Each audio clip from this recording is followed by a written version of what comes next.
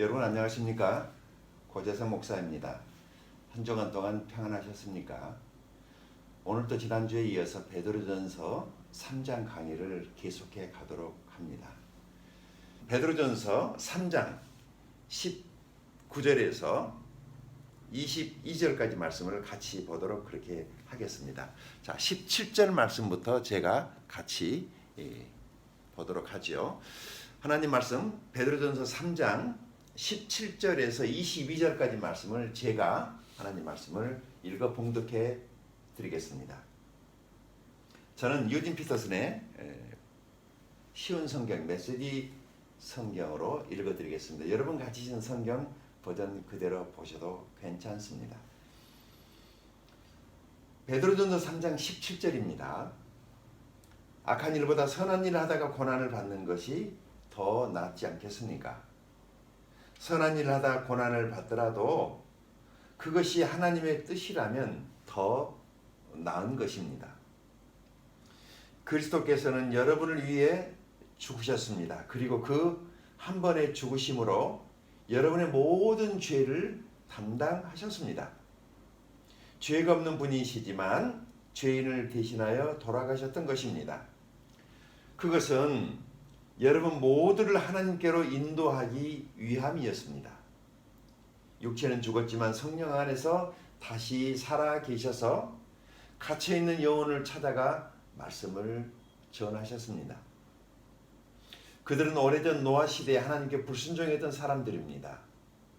하나님께서는 노아가 방주를 다 짓기까지 오랫동안 그들의 악한 행동을 참으셨습니다.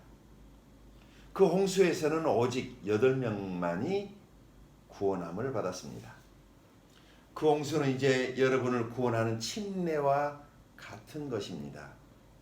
몸을 깨끗하게 씻는 것이 아니라 선한 마음으로 하나님께 내 삶을 드리며 정결한 삶을 살아가기를 약속하는 것입니다.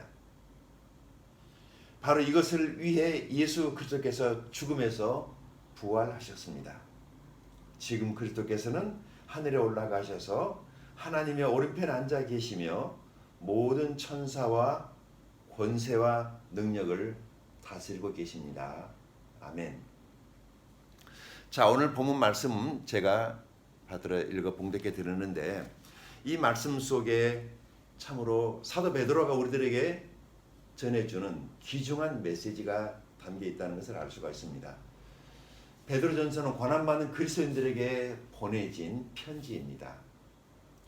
우리가 지금 살고 있는 이 시대에 많은 사람들이 여러 가지 형태의 고난을 받고 있는 것은 사실입니다. 물론 코로나19 바이러스 감염병의 확산으로 인해서 우리의 삶이 굉장히 불편해졌습니다. 이것을 고난이라고 말할 수는 없겠지만 불편한 삶이 된 거죠. 그러니까 이것 말고도 금전적인 어려움 때문에 혹은 몸의 질병 때문에 다른 어떤 마음의 상처 때문에 아니면 어떤 사랑하는 가족의 죽음 때문에 뜻하지 않는 사업의 실패나 그 밖의 일들로 인해서 사람들이 괴로워하고 고통스러워하고 있다면 그것 또한 고난이라고 말할 수 있겠죠. 그 중에 우리 신앙인들에게 있어서의 고난이라고 하면 우리가 자유스럽게 하나님을 예배할 수 있어야 됨에도 불구하고 환경이 그렇게 조성되지 않을 때 이것도 또 하나의 불편한 이 사실이 우리들의 고난이라고 여겨질 수도 있겠다는 생각을 합니다. 아무튼 2000년 전에 1세기를 살아가던 당시에 우리 그리스도인들이 겪던 그 고난은 오늘 우리가 겪고 있는 이런 고난하고는 전혀 다른 형태의 고난이었겠죠. 그러나 사도 베드로가 고난받는 그리스도인들에게 보내는 이 서신을 통해서 한 가지 분명한 것은 주님은 계속적으로 우리를 위로하시기를 원한다는 것입니다. 그 누구보다도 고난의 한복판에서 그 주님의 고난의 증인이었고 또 그의 삶 전체가 고난으로 들어졌던 그 사도 베드로는 자기의 그 삶의 그 모든 지난날의 경험을 근거로 해서 그리스도인 여러분, 우리가 예수 그리스도 그분을 믿음으로 인해서 구원을 받았습니다. 하나님의 백성이 됐습니다. 우리가 아직 이 땅에 남아있는 동안에 여전히 우리의 삶 속에 우리가 원하지 않는, 뜻하지 않는 이런 고난들이 있을 것입니다. 자, 그럴 때 이 고난이 왔을 때 우리는 어떻게 해야 할까요? 자, 이런 질문 앞에 베드로가 우리들에게 한 가지 해답을 제시합니다. 그것은 이 고난 속에서도 여전히 하나님을 예배하고 하나님을 섬기고 하나님을 더 가까이 해야 한다는 것이죠. 자, 그런 의미에서 오늘 말씀 첫 번째 교훈을 같이 살펴보도록 하겠습니다. 자, 첫 번째 교훈. 이 선을 행함으로 겪는 고난이라면은 기꺼이 기뻐하라는 것입니다. 17절 보니까 악한 일보다 선을 하다가 고난을 받는 것이 더 낫지 않겠습니까? 선한 일 하다 고난을 받더라도 그것이 하나님의 뜻이라면 더 나은 것입니다. 아멘. 그렇습니다. 우리들이 당하는 여러 가지 고난, 물론 내가 실수하거나 죄 때문에 고치지 못한 습관 때문에 하나님께서 나를 고난이라고 하는 그 연단에 풀무불에 우리를 넣으셔서 우리를 새롭게 빚어가시는 과정이 있습니다. 그래서 이 땅을 살아가는 모든 사람들에게 여전히 믿음으로 구원을 받았고 천국 백성이 됐지만은 삶 속에 고난과 시련이 있습니다. 그것은 우리의 죄를 책망하시는 하나님의 방법이기도 하지만은 이 고난을 통해서 우리가 더 나은 사람으로 빚어지고 더 거룩한 백성이 되어가며 영적으로 더 성숙한 사람이 되어진다는 것이죠. 우리가 잘못한 일을 해서 당하는 고난보다는 우리가 하나님의 뜻을 쫓아가면서 생기는 그때 당하는 고난은 그래도 덜 속상하겠죠. 그래 맞아. 내가 주의 일을 하다가 지금 당하는 이런 고난과 이 시련, 이 아픔은 반드시 주님께서 알아주실 거야. 언제인가 그날에 주님 나라에 갔을 때 주님께서 나를 칭찬해 주시고 영광의 면류관으로 나를 보상해 줄 거야. 라는 이런 하나님의 말씀을 우리가 믿음으로 하나님께서 나에게 주실 그 먼 미래에 우리들에게 약속된 면류관을 생각하면서 고난 속에서 승리하시는 저와 여러분이 될 수 있기 바랍니다. 자, 이제 두 번째 교훈은 이것입니다. 예수님께서 행하신 일을 기억하면서 계속해서 감사해야 된다고 말을 합니다. 18절을 제가 읽어드리겠습니다. 그리스도께서는 여러분을 위해 죽으셨습니다. 그리고 한 번의 죽으심으로 여러분의 모든 죄를 담당하셨습니다. 죄가 없는 분이셨지만 죄를 대신하여 돌아가셨습니다. 그것은 여러분 모두를 하나님께로 인도하기 위함이었습니다. 아멘. 죄 없으신 주님께서 그 모진 고난을 받으시고 십자가에 못 박혀 죽으신 것은 바로 저와 여러분을 하나님께로 인도하기 위해서 우리 주님께서 그렇게 하셨다는 것입니다. 자, 고난이 왔을 때 주님의 십자가를 묵상하시고 나 때문에 나 대신 고통당하시고 고난을 받으신 그 주님을 깊이 생각함으로 주님에 대한 감사가 넘치는 저와 여러분이 될 수 있기 바랍니다. 생각해 보십시다. 세상 어느 누가 나를 대신해서 채찍을 맞아줄 수 있으며 세상에 어느 누가 나를 대신해서 그 무거운 죄의 십자가를 짊어질 수 있겠습니까? 세상에 어느 누가, 어떤 친구가, 어떤 누가 나를 대신해서 십자가에서 나 대신 죽어줄 수 있단 말입니까? 오직 주님만이 나를 사랑하시고 여러분을 사랑하셨기 때문에 그렇게 십자가에 자기 단 하나밖에 없는 목숨을 내어주셨다라고 성경이 증언하고 있습니다. 얼마나 감사한 일입니까?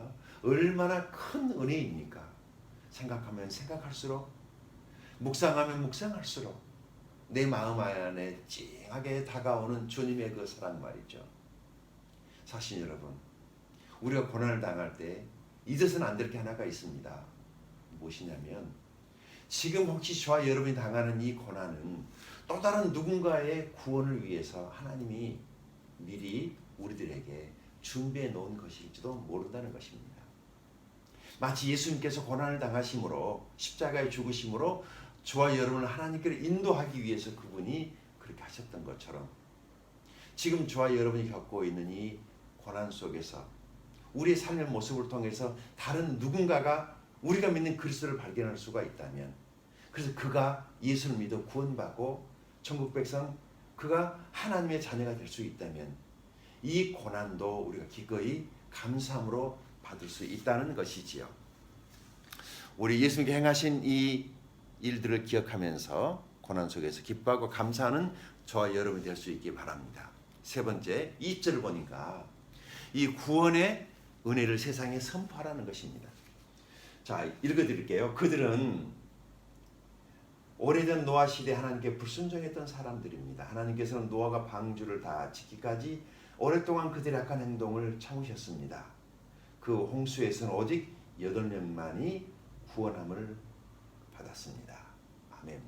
그러니까 이 옥에 갇혀있는 영들에게 가셔서 주님께서 말씀을 전파하셨다라는 것은 그들의 구원을 이미 그들이 예수를 믿지 않음으로 이미 심판을 받은 사람들인데 그들이 주님이 찾아가셨다라고 했던 것은 그들을 다시 지옥에서 건져내고 구원하기 위해서가 아닙니다.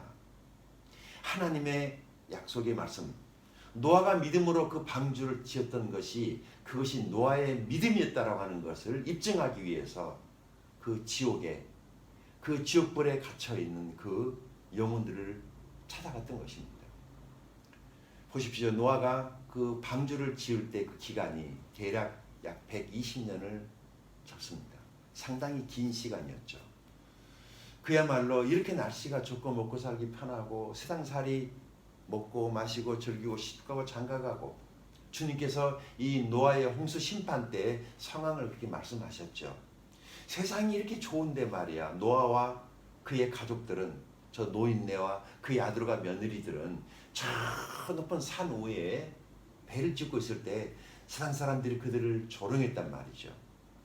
그러나 그 시간 동안은 그들이 회개하고 하나님을 믿고 그 노아의 방주에 들어와야만이 구원을 받을 수 있는 유일한 기간이었습니다. 하나님께서 그들을 오래 참고 기다리셨습니다. 마지막 이 땅에 지금 생존하고 있는 그 모든 동물들은 그때 노아의 방주 안에 다 들어갔던 동물들이 지금까지 이 땅에 희식하고 있는 것 아니겠습니까? 노아가 방주를 짓는 시간도 굉장히 오랜 시간이 걸렸지만 그 동물이 40일 동안 노아의 방주 안에 머물러 있기 위해서 그들에게 필요한 그 모든 것들을 준비하고 이제 마지막 달팽이까지 그 느림보 달팽이까지 방주에 들어오기까지를 하나님이 참고 기다리고 계셨던 것입니다. 그때 사람들이 그 노아의 방주문이 닫히기 전에 회개하고 하나님께 돌아왔어야만 했습니다. 그러나 그들은 끝내 이 하나님의 오래 참아주시는 이 은혜를 거절했기 때문에 결국에 홍수 심판이 나서 다 죽었다는 것입니다. 멸망당했던 것입니다. 성경에서 말하는 멸망은 구원받지 못해서 지옥에 갔다는 얘기인 것입니다. 요한복음 3장 16절을 기억할 것입니다. 하나님이 세상을 이처럼 사랑하사 독생자를 주셨으니 이는 저를 믿는 자마다 멸망치 않고 영생을 얻게 하려 하심이니라. 아멘. 여기 멸망치 않는다는 것은 지옥에 가지 않고 하나님이 저와 여러분을 사랑하셔서 그의 독생자 그의 외아들을 이 세상에 보내신 것은 누구든지 그를 믿으면 죄 용서받고 하나님의 자녀가 돼서 천국 백성이 될 뿐 아니라 그가 죄 용서함 받은 의인으로서의 남은 인생을 살아가면서 그리고 그가 언제 죽더라도 천국에 들어가게 될 것이다. 지옥에 가지 않게 될 것이다. 멸망당하지 않게 될 것이다. 라고 성경은 약속하고 있는 것입니다. 사실 여러분, 지금 우리가 은혜로 구원받는 구원의 시대에 살고 있습니다. 언제 이 구원의 시대가 끝이 날지 모릅니다. 우리는 성경은 말하기를 이제 나팔 소리가 날 때 이 땅에 있는 교회, 그리스도인들, 구원받은 사람들이 들림받아 올라가고 나면 더 이상 이 은혜로 구원받을 수 있는 시간이 끝나버리기 때문에 그 이후에는 우리 이방인들이 어떤 회개로도 구원을 받지 못한다라고 성경은 말씀하고 있습니다. 이와 같이 놀라운 이 은혜, 바로 이 은혜 시대에 우리가 예수 그리스도를 믿음으로 구원을 받았습니다. 얼마나 감사한 일인지 모르겠습니다. 이 주님께서 저와 여러분의 거저 베풀어 주신 이 구원의 은혜를 세상에 선포하며 감사하며 삶에 다가온 이 고난마저라도 우리들 기꺼이 다른 사람들에게 나는 하나님께 참 감사합니다. 나 같은 죄인을 구원해 주신 주님의 은혜가 저는 정말 고마울 뿐입니다. 라면서 예수 그리스도의 사랑을 전하는 저와 여러분이 될 수 있게 되기를 축원드립니다. 홍수가 쏟아져서 하나님께 이 세상을 심판하셨습니다. 그렇죠? 그때 그 홍수를 지금 말하고 있는 것입니다. 그 홍수는 이제 여러분을 구원하는 침례와 같은 것입니다라고 말을 해요. 자, 여기 지금 여러분을 구원하는 침례와 같은 것이라고 지금 말을 하고 있는데요. 이 말씀이 무슨 의미인가 하면 우리들이 침례나 세례를 받을 때 우리의 머리에 세례 받을 때는 머리에 물이 뿌려지죠. 침례 받을 때는 우리가 물에 가서 이제 깊이 잠겨 들어갑니다. 그때 우리가 잠겨 들어갔던 그 물이 의미하는 것이 무엇이냐는 것이죠. 우리의 육체의 더러운 것을 씻어내는 하나의 어떤 것은 아니라는 것입니다. 어떤 행위로도 그 어떤 의식으로도 우리가 깨끗하게 될 수가 없습니다.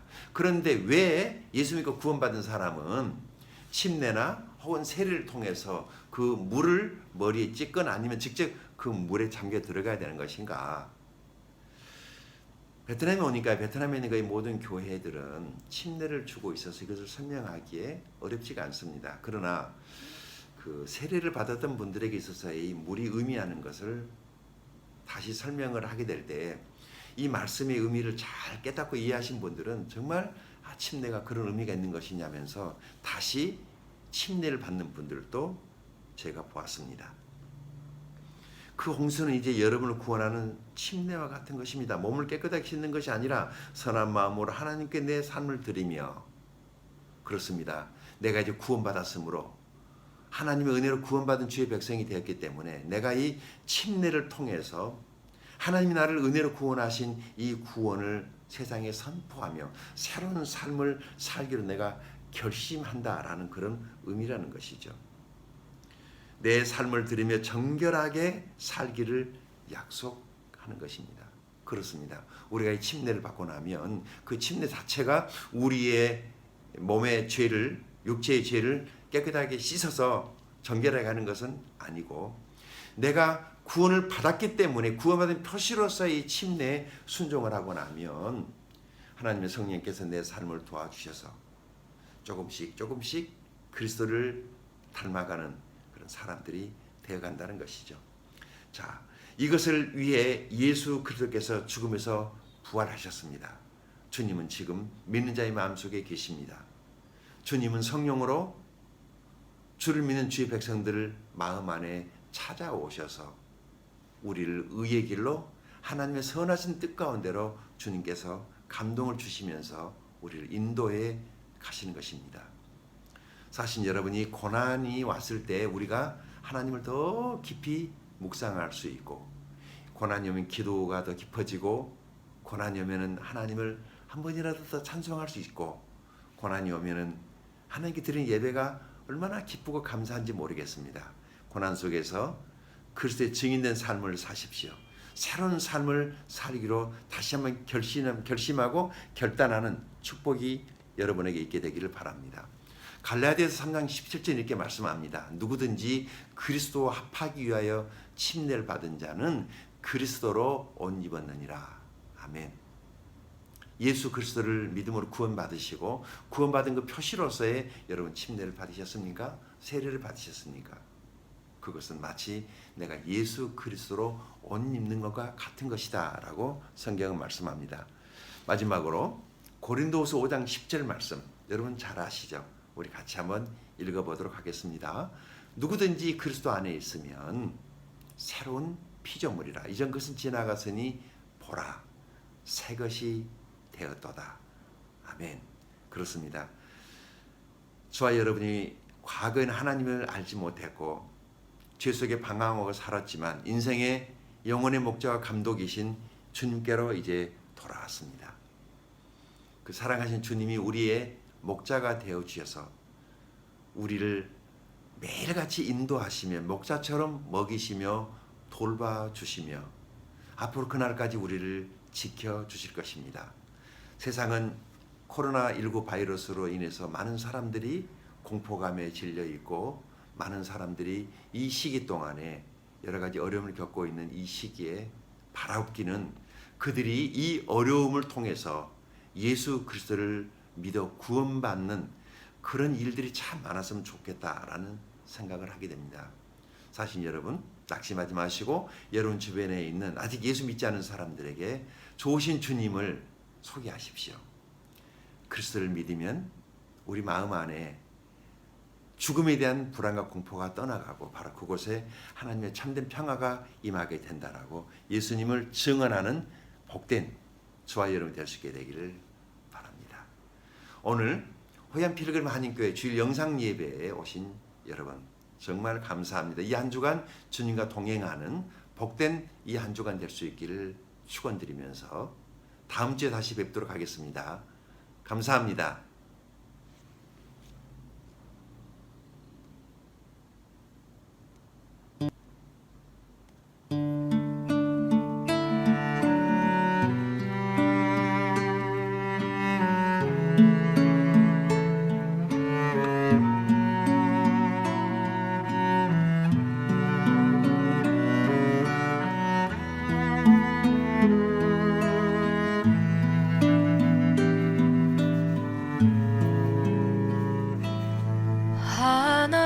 하나님은 너를 지키시는 자, 너의 우편에 그늘 되시니 낮에 해와 밤의 달도 너를 해치 못하리. 하나님은 너를 지키시는 자, 너의 환난을 면케하시니 그가 너를 지키시리라. 너의 출입을 지키시리라. 눈을 들어